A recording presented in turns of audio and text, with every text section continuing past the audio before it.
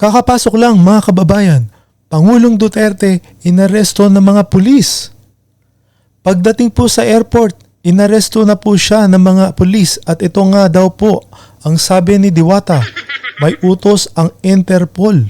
Panoorin na po natin mga kababayan. General, good morning, Raul po. Ano po? Sir, give me plano. Wala sir, salubungin lang namin sir. Yung warrant sir, serve Hindi nyo. sir, may taga-PCTC, may taga-Interpol. Interpol. Yes sir. So kayo, O yan po mga kababayan, si Diwata. May taga-Interpol daw po na ito nga, aarestuhin nga si Pangulong Duterte mga kababayan. So papayag ho ba tayo dito sa mangyayaring ito mga kababayan? Ito, tuwan-tuwa pa nga ho itong si Diwata ho. kayo ang lead, sir? Yes sir, yes sir. Kumusta ka sir? Sige, sir. So yan po yung video ni Pangulong Duterte at ang kanyang asawa na nag-aalala po. Makikita niyo po ang pag-aalala ng kanyang asawa kay Pangulong Duterte. Kasama niya po dyan yung kanyang anak din, mga kababayan, at ang kanyang apo. Panoorin po natin. Asa si Bingbong? Bong, halika Bong, tinan mo. Abusado kayo na sila. Dili mo hindi dapat ato agianan. Lahi ato agianan. Wala lagi waran. Bong, sis Bingbong.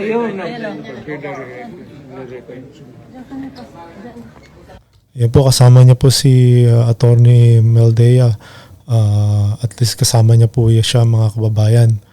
Ngayon, yan nga po, nag-aalala na po sila kay Pangulong Duterte. Ito nga, sasalubungin na siya na ito, arestuhin mga kababayan. Magsakay tayo lahat dyan. Ayaw ka magsama kayo dito ay magkarga niya. Lakaw na, ayaw ng bata, ayaw. Ha? Yung si Bebe. Nak, ano na kayo doon? Oo. Nahuwara, bata.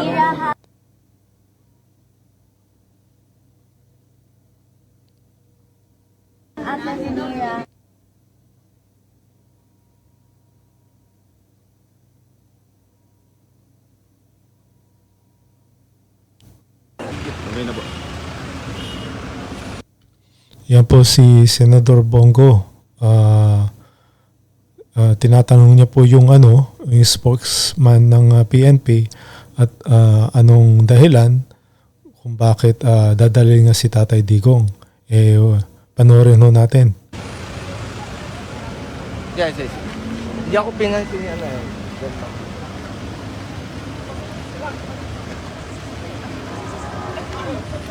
Alive ka? Opo.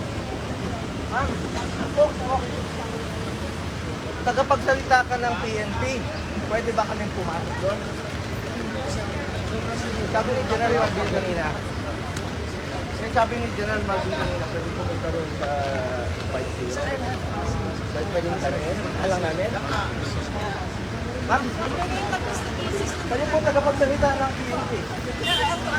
Officer, please handle the best president of the Philippines very well. Treat him well. Senator. Tumatakbo si Oh, grabe ho, tumatakbo. Bakit to tumatakbo mga kababayan? Ayaw pa-interview. person, ayaw ko sagutin. Ano tinanong niyo sir? Sabi ko, saan ba pwede puntahan? Kasi kanina sabi ni General Marbil, dadalhin daw doon Tinatakbuhan na si Senator. sa airport. Oo. Sa pilya mo. Ngayon, ayaw lang ko sabi ko. Spokesman ko ng PNP. Sir, hawak na po nila. Hawak na si Pierre. Hawak na ba nila si PPR natin sir? Senator.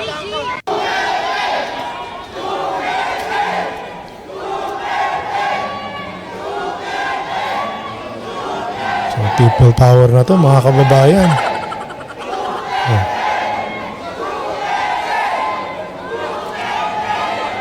Yan yung mga nagsisigawan na po.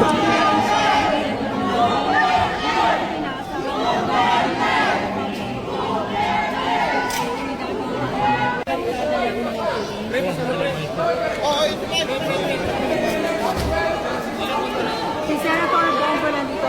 Sir!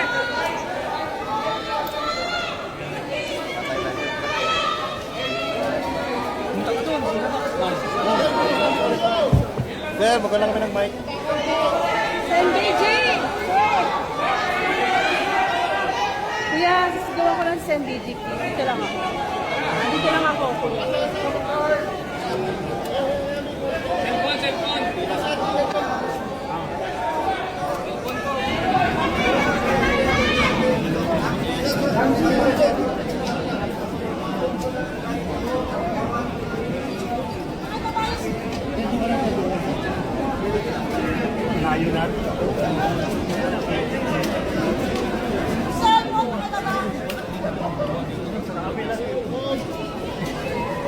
Abogado ni Presidente. Hello? Ma'am? Mga abogado. Hello? What again? Ayaw talaga papasukin kahit abogado at doktor mismo ni Tatay Digong, isang paglabag sa Constitution right. Opo. Sinabi ni General Malve kanina. O, sinasabi daw po yun ni General Marbil kanina na pwede silang pumasok. Doon nga sa nandun po sa coaster si President Duterte, nasa loob po. Kami ngayon, mga abogado ni dating Pangulong Duterte at dito rin po yung doktor niya. Alam po, hindi kami pinadaan.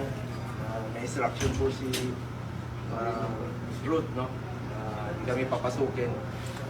Constitutional right po yan, yung medical. Nandito yung mga doktor.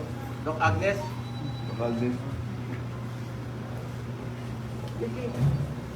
Ito yung mga doktor nila. Schedule for procedure po si former President Duterte. Kaya lang, ayaw kami papasukin din yung abogado.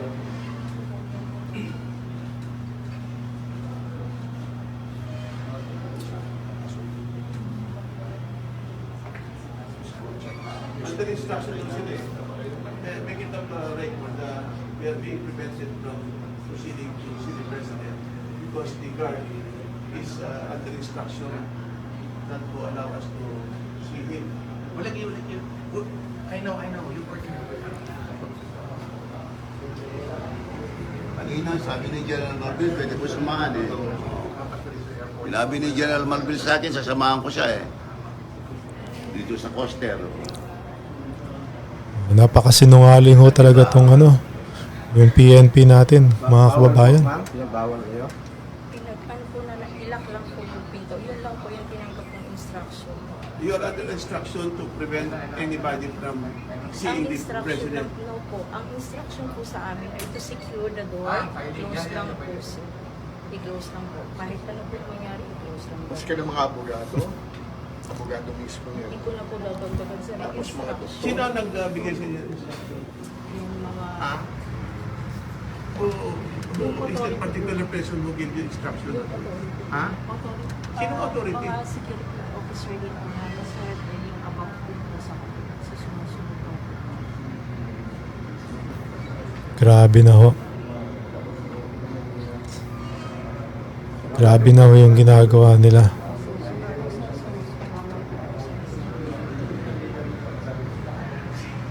Grabe na ho yung ginagawa nila kay Pangulong Duterte. May paglalagyan ho sila dito sa ginagawa nila tong administrasyon na to, mga kababayan. For sure yan. Hindi ho mananahimik ang taong bayan sa ginagawa nila kay Pangulong Duterte. Hindi ho sila mananaigo dyan. Yan o, yung General Torre, si Diwata po, kanina. Tuwan-tuwa pa ho.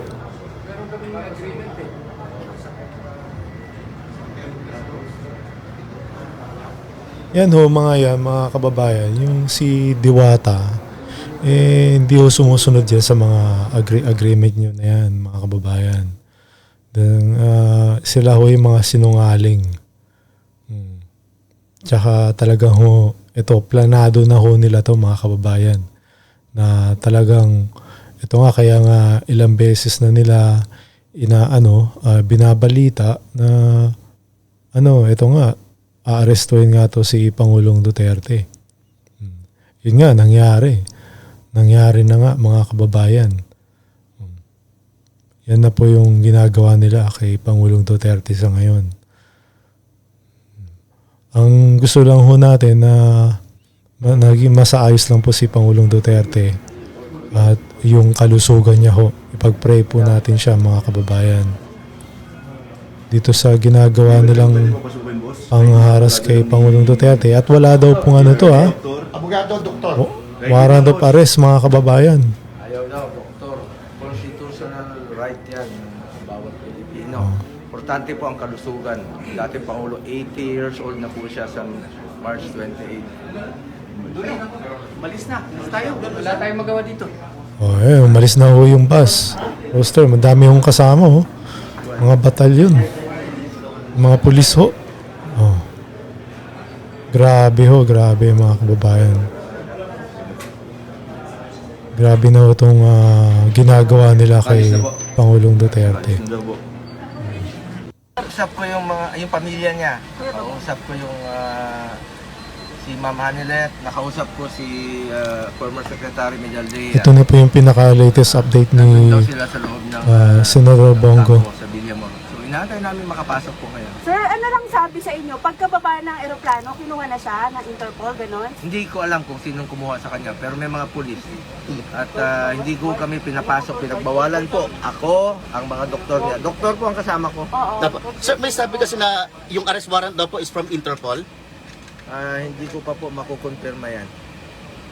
Pero saan daw po ididiretso si PRRD, sir? Yan po ang hindi pa namin masasagot sa ngayon. Magbabalita po kami sa inyo upon makita natin. Kuya, sir, kamusta daw po Ito ka, tayo, para komportable sila. Ayun, para sila. Sir, kumusta daw po si PRRD? Hindi ko pa po masabi kung nasa maayos siyang kalagayan dahil kagabi po masakit daw po ang kanyang likod. Kaya siguraduhin muna natin na sa maayos siyang kalagayan. Dito po yung mga doktor niya, saka yung medical team. Sir, after po na mahawakan ng PNP si PRRD, paano po ba? Isasailalim po ba siya sa medical check-up muna bago po kunin ang tuluyan ng PNP? Karapatan po ng Pilipino na magpa-check up muna siya. Tingnan kung nasa maayos yung kalagayan. Hindi nga kami pinapapasok eh. Pero sir, ano po yung sabi ng pamilya niya? Sineka po na ba siya bago siya kunin? Hindi ko pa po masasabi. Babalitaan ko lang po kayo mamaya. Sir, kasama Pagdasal nyo, manghinahon po tayo. Pagdasal natin si former President Duterte. Sir, kasama po Nasa ba maayos ang kanyang kalagayan. Sir, kasama po ba ni FPRD si Vice President Sara Duterte? Sa pagkaalam ko, hindi po yata. Sir, sino lang yung kasama niya ngayon na immediate na maalalay sa kanya? Anak niya, apo niya, at yung kanyang nurse, at saka si former Secretary Anak Medaldea. Apo, sino pong anak, sir? Si Kitty po. Ayun. Okay na kayo, guys? Okay na. Salamat Sir, po. salamat po. Salamat po. Ay, sir, last na lang, sir. Against his will po yung pagka-aresto kaya PRD? Hindi ko pa po masasagot sa ngayon, but sumusunod naman po sa batas. He is a lawyer, abogado po si dating Pangulong Duterte. Sumusunod po yan sa batas. Sir, bailable daw po. Anong gagawin yung hakbang kung didiretso na siya, kunin na siya ng Interpol? Pwede ba yon? Legal muna, legal. Sir, bailable daw po yung inciting to sedition. Magbe-bail po ba? Hindi ko po alam anong kasong sinampa sa kanya. Okay na. Ayun. Salamat po. Thank you, sir. Salamat Thank you. po. Pagdasal niyo po, manghinahon kayo. Pagdasal niyo po si dating Pangulong Duterte. Mahal natin si Tatay Digong. Mahal na mahal po natin siya. Importante yung kanyang kalusugan. Sir, ano pong Ginawa niya ang lahat para sa bayan. Sir, Minahal niya tayong lahat. Pagdasal natin siya. Bilang ganti, pagdasal po natin siya. sir, ano pong implication nito sa mga Pilipino? Manghinahon lang po kayo. Sir, papasok ba kayo sa loob? Inaantay ko po kung papasukin ako. Sir, sabi kanina ni Yusek Loring, wala naman daw na i-serve na arrest warrant. Wala po ako nakikita. Hindi nyo pa nakikita na na-serve. Hindi nga kami nakapasok po. Hindi po kami pinapasok. Pero sir, ongoing yung negotiation kung pwede kayong makalapit sa Pangulo. Tapos sir, sir kasama sa negotiation ninyo kung sa ospital siya diretso. Check up muna. Check up muna. Dapat. Ngayon, sir, ngayon. Sa Cardinal. Okay, sir. Check up muna sa Cardinal.